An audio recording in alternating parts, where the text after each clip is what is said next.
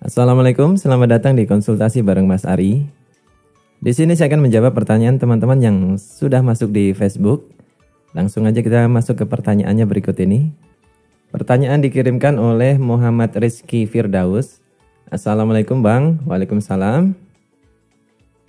Saya mau nanya tentang amplifier. Apa dampaknya jika toa corong yang saya gunakan tidak memakai COM, hanya memakai 70 volt dan 100 volt. Jadi terminal COM yang nggak dipakai, yang dipakai malah 70 volt dan 100 voltnya. Tapi anehnya keluar suaranya Bang. Terima kasih. Kalau teman-teman memiliki pertanyaan yang serupa dengan ini, kenapa memakai terminal 70 volt dan 100 volt itu tetap keluar suara, dan mungkin beberapa orang beranggapan suaranya malah lebih bagus, lebih kenceng gitu ya. Kita akan bahas di sini, langsung aja kita masuk ke gambarnya berikut ini. Jadi menyambung ke terminal 70 volt dan 100 volt di amplifier toa, apakah ini amankah? Apakah kalau kita menyambung seperti ini benar dan ini menjadi solusi aman atau tidak? Atau justru ini adalah sebuah kesalahan? Atau malah yang benar ini karena kalau disambung ke sini suaranya kencang dan tidak cepat jebol. Seperti itu. Itu biasanya pertanyaan yang sering dilontarkan oleh teman-teman menggunakan 70 volt dan 100 volt tanpa COM. Jadi kita di sini mengabaikan petunjuk manual dan mencari solusi sendiri dengan menggunakan terminal 70 volt dan 100 volt. Di samping itu banyak sekali teknisi di luaran sana menyarankan penggunaan terminal ini. Nah, di sini akan saya bahas apakah ini benar atau tidak. Pada amplifier toa ini, setiap terminalnya ini sudah diberikan keterangan yang sangat jelas. Baik itu tegangan yang digunakan atau nilai impedansi terkecil yang boleh masuk ke terminal tersebut. Jadi ada tegangan, ada juga impedansi terkecil yang boleh masuk. Ini ditulis bukan tanpa maksud. Jadi penggunaan yang tepat adalah kita mengikuti kaidah yang ada pada amplifiernya. Tapi kan kalau disambung ke sini dan ke sini 70 volt dan 100 volt, ini bunyi, ini keluar suaranya. Kalau salah pasti nggak bunyi dong. Jadi ini bukan masalah benar atau salah. Ini adalah prinsip listrik di mana di sini amplifier toa itu menggunakan trafo. Sebelum kita masuk ke penjelasan tentang trafo, kalau teman-teman gunakan 70 volt dan 100 volt, maka pertanyaan yang harus teman-teman cari jawabannya adalah di sini tegangannya berapa? Berapa volt? Kemudian nilai ohm terkecil yang boleh dipikul oleh terminal ini berapa ohm? Kalau teman-teman sudah mengetahui jawabannya, tentu saja teman-teman boleh menggunakan terminal ini. Dan buat teman-teman yang sudah tahu jawabannya, boleh ketikkan di kolom komentar di bawah untuk gambaran teman-teman yang lainnya.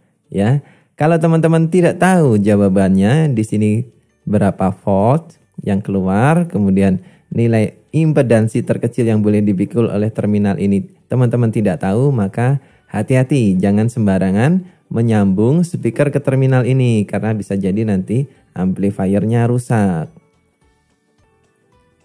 Untuk nilai ohm terkecil yang boleh dipikul ini juga bukan tanpa maksud. Jadi kalau teman-teman menyambungkan speaker ini tidak boleh lebih kecil dari nilai ohm yang tertera di terminal ini. Dan semua nilai ini referensinya adalah COM.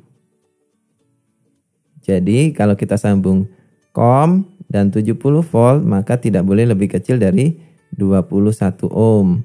Kalau kita sambungnya COM dan 100 volt tidak boleh lebih kecil dari 42 ohm. Kalau kita sambungnya COM dan 31 volt tidak boleh lebih kecil dari 4 ohm. Seperti itu ya teman-teman. Ini adalah kaidah dasar menyambungkan speaker ke amplifier. Impedansinya tidak boleh lebih kecil dari nilai ohm yang tertera di terminalnya. Ini contohnya saya menggunakan amplifier 2240 240 watt. Nanti kalau teman-teman gunakan amplifier tipe lainnya, nilai ohm dan tegangan yang tertera itu akan sedikit berbeda. Contohnya adalah pada amplifier yang ini. Tuh, nilai ohmnya pun berbeda. Tegangannya pun berbeda.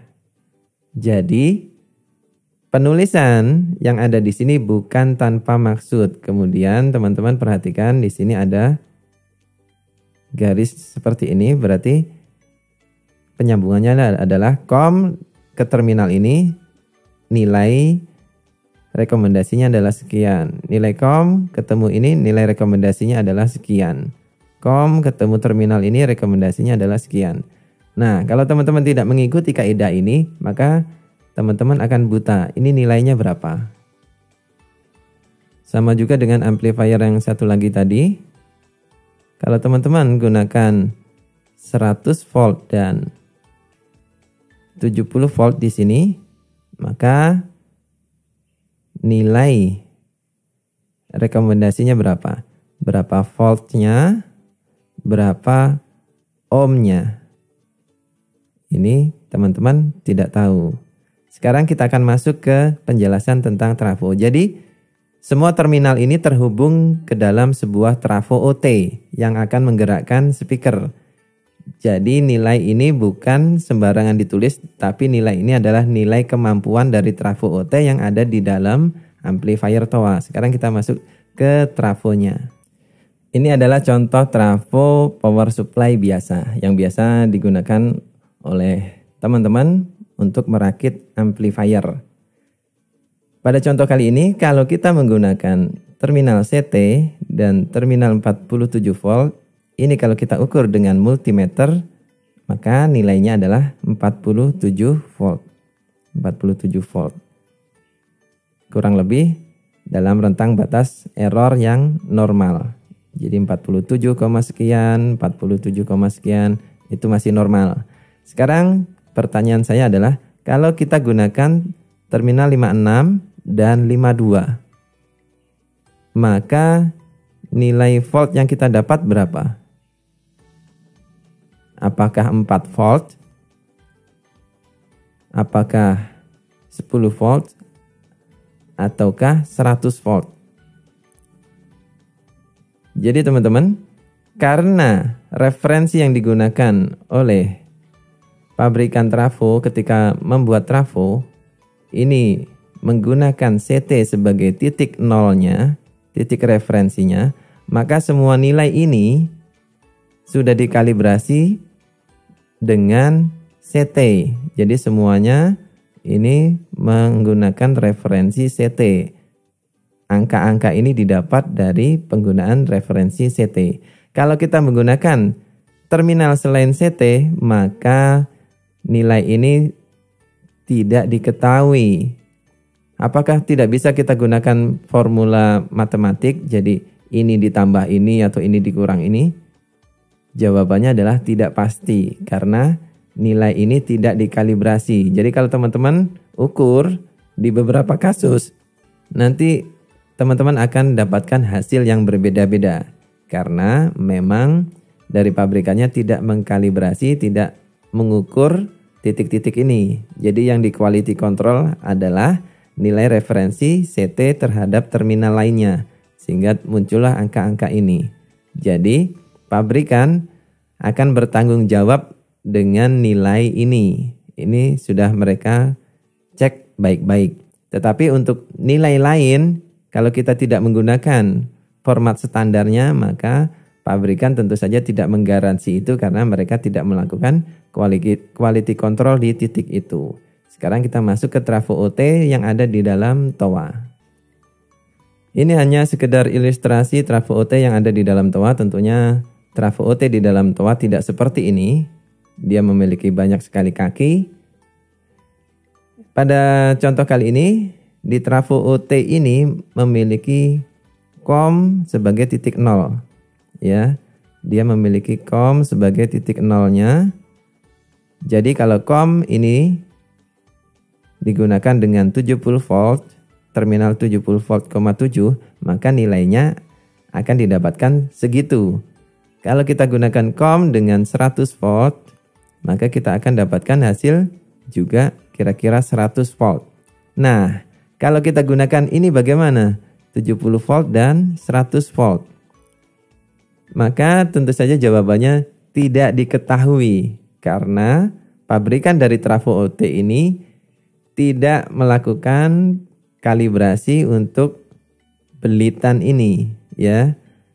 Jadi walaupun ini isinya belitan, tetapi hasil pengukurannya tidak selalu sesuai dengan apa yang kita bayangkan. Pada trafo itu terdiri dari lilitan seperti ini, belitan atau kumparan. Jadi pabrikan trafo hanya akan melakukan pengecekan COM terhadap terminal 2 ini, 70 volt dan 100 volt. Jadi kalau kita sambungnya langsung ke 70 volt dan 100 voltnya, maka nilai tidak diketahui berapa voltnya. Apakah dia 30 volt? Kita tidak tahu, kita harus mengukurnya dan bisa jadi antara barang satu dengan barang lain ini nilainya berbeda-beda karena memang tidak dikalibrasi. Sekarang kita akan bahas kenapa kalau kita gunakan 70 volt dan 100 volt ini bunyi speakernya. Bahkan beberapa menganggapnya suaranya bagus. Kita akan coba kupas di sini. Jadi pada saat kita menyambung 70 volt dan 100 volt seperti ini hanya ilustrasi saja. Kita tidak tahu yang mana titik rendah, yang mana titik tingginya. Positif, negatifnya kita tidak tahu. Kemudian kita tidak tahu voltnya berapa. Misalkan kalau kita gunakan formula matematik 100 volt dikurangi 70 volt ya, kira-kira 30 volt. Maka pertanyaan saya, kenapa kita tidak gunakan yang ini? Ini kan 30 volt juga, 31 volt malah. Pasti nanti suaranya yang ada di sini lebih kencang ketimbang teman-teman gunakan di sini. Karena yang namanya output ini tidak dikalibrasi, biasanya nilainya lebih rendah daripada yang seharusnya.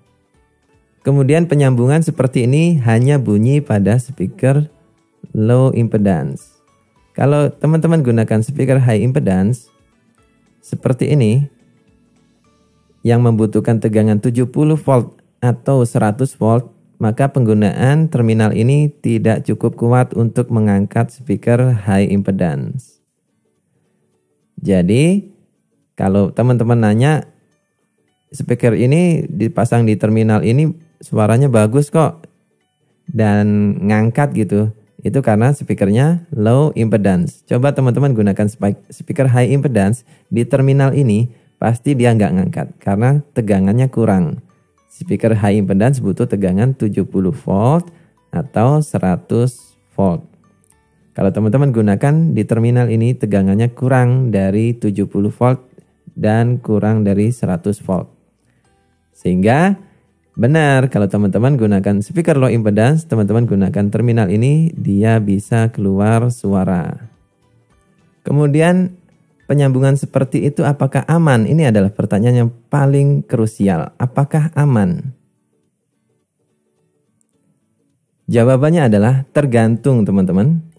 Tergantung pemakaiannya seperti apa, kemudian penyambungannya seperti apa. Kalau teman-teman gunakan speaker low impedance disambung ke sini, ya suaranya keluar, tetapi dilihat dulu amplifiernya tipe berapa. Kalau amplifier teman-teman tipe 240 watt, tentunya kuat untuk melakukan itu. Tapi kalau amplifiernya tipe-tipe kecil seperti 230 yang cuma 30 watt, 2060 yang cuma 60 watt, maka resikonya nanti trafo OT yang tadi akan terjadi saturasi. Saturasi itu maksudnya trafo OT-nya menjadi sangat panas, saturasi suaranya serak dan nanti dia akan cepat terbakar. Jadi saran saya kalau teman-teman mempunyai speaker low impedance seperti ini, teman-teman sebaiknya gunakan terminal COM dan 4 ohm.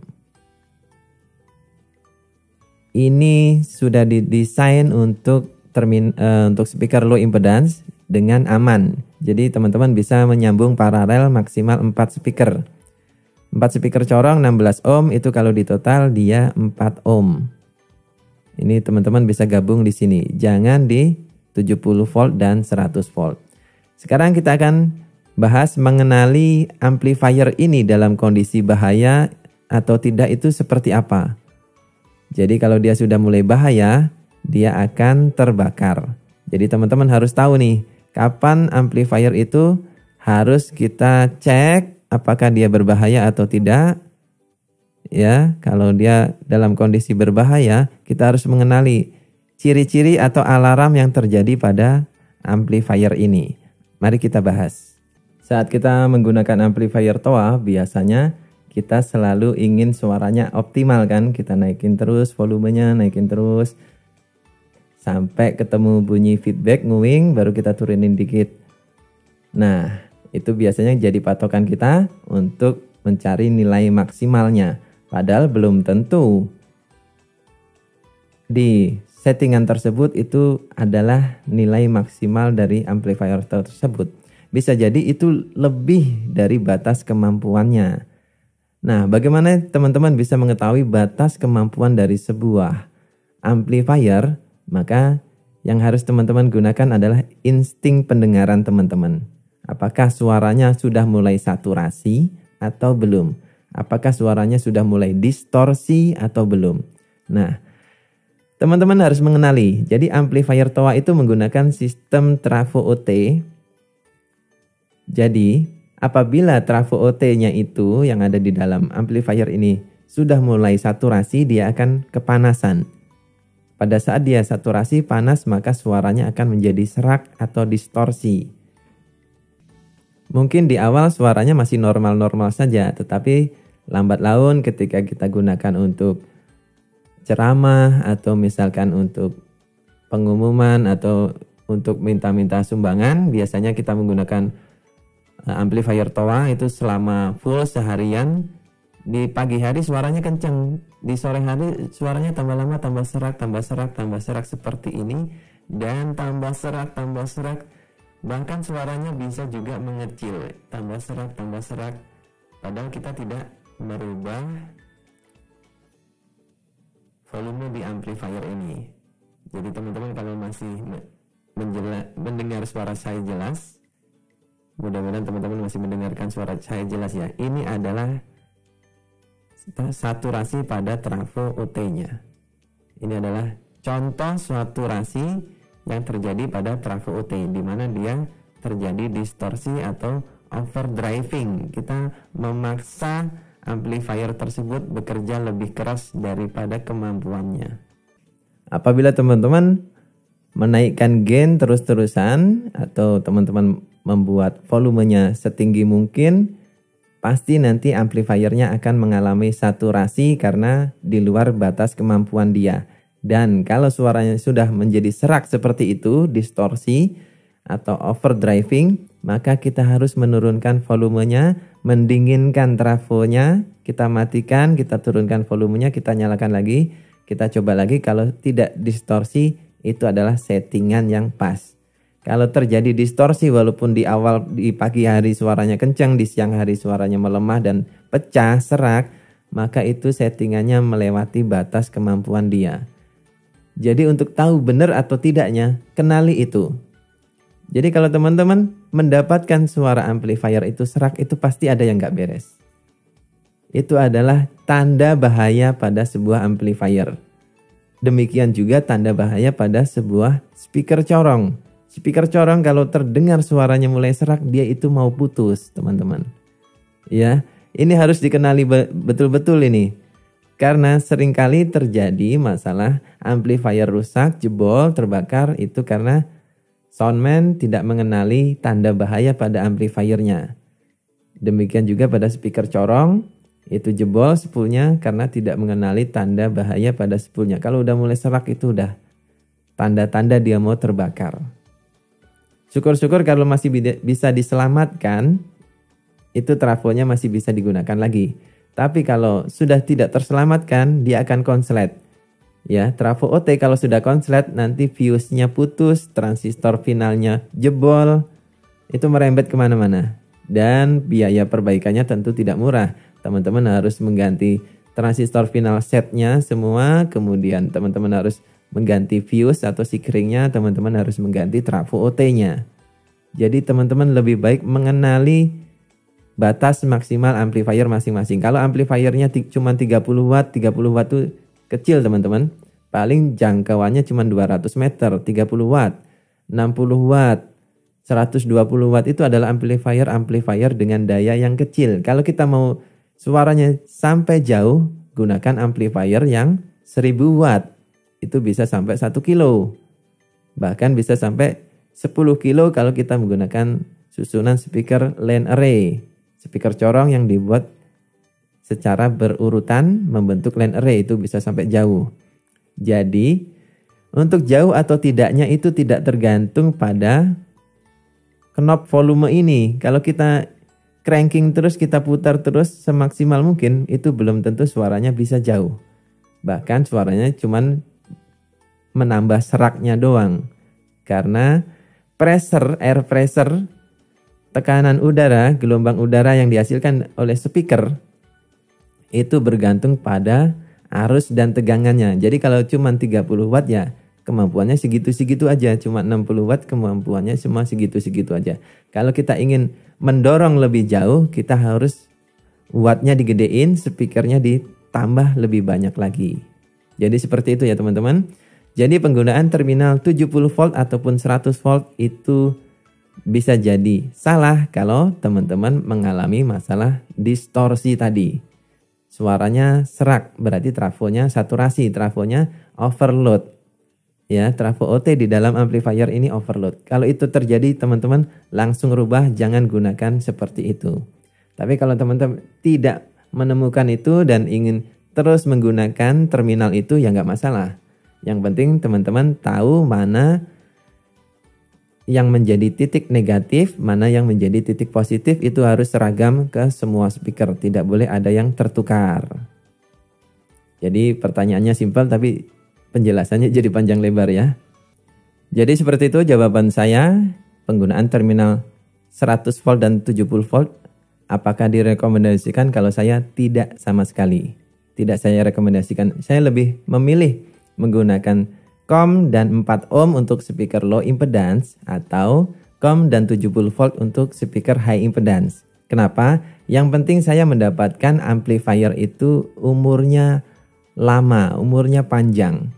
Sehingga masjid bisa mengumpulkan dana untuk meningkatkan kualitas sound systemnya ketimbang jebol, beli lagi, jebol, beli lagi, jebol, beli lagi ya. Walaupun jangka waktu jebolnya itu tidak langsung jebol ya. Mungkin tahun depan jebol, beli lagi, tahun depan jebol. Padahal amplifier TOA ini terkenal dia sangat kuat, sangat tahan lama. Bahkan ada amplifier yang sudah tidak diproduksi itu masih beroperasi di musola-musola, di masjid-masjid zaman dulu.